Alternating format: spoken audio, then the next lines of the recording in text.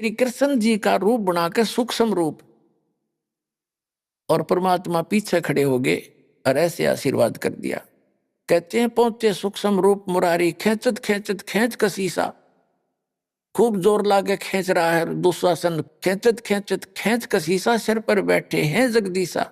कहते हैं द्रौपदी को कोपिन दई रे, बढ़ गए अंत पारे। तो खेचत खेचत खेच कसीसा, सिर पर बैठे हैं जगदीशा। द्रौप सुता को चीर बढ़ाए, शंख शंखों पार नहीं पाए।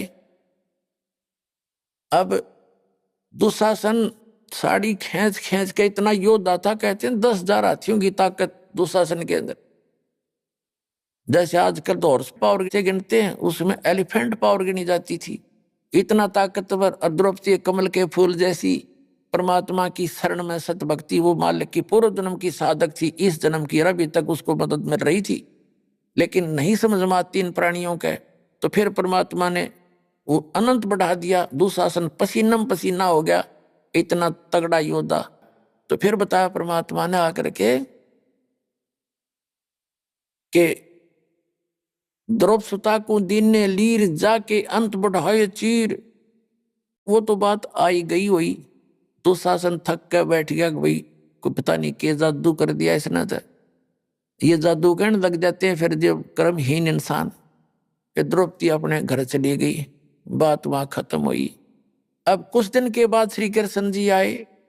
श्री कृष्ण जी से द्रौपदी ने कहा, है भगवान, जब मेरे सारे संसारिक सहारे खत्म हो गए थे, मेरे पति भी मदद करने योग्य नहीं रहे थे, और भीष्म पितामह द्रोणाचार्य और कर्ण जी ने भी मेरी मदद नहीं करी, और ये मेरी ऐसी समस्या आ गई थी, भगवान आपको याद किया, आपने मेरी लाज रखी।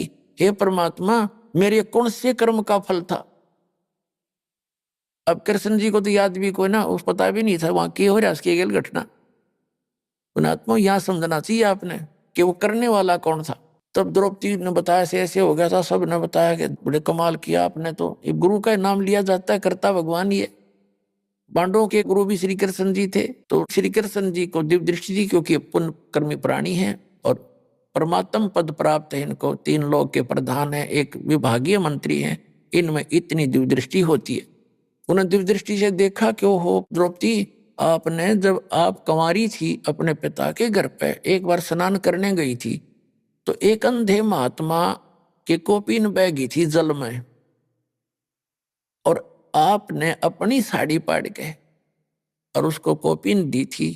उस एक छोटे से कपड़े का वो फल है तुझे, जिस कारण से भगवान ने तेरी यह साड़ी बढ़ा दी।